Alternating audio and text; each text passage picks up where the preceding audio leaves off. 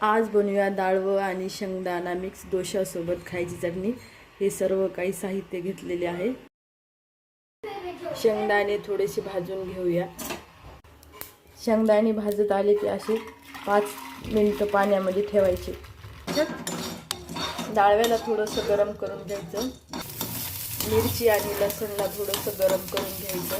भिजत घातलेले शेंगदाणे, हिरवी मिरच, लसण, डाळवं, जिरा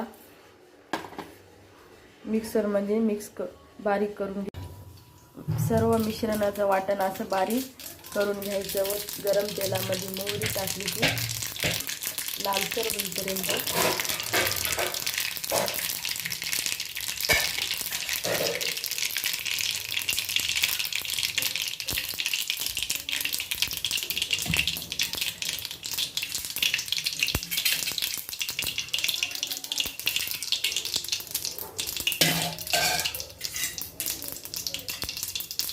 त्यामध्ये कढीपत्ता टाकायचा।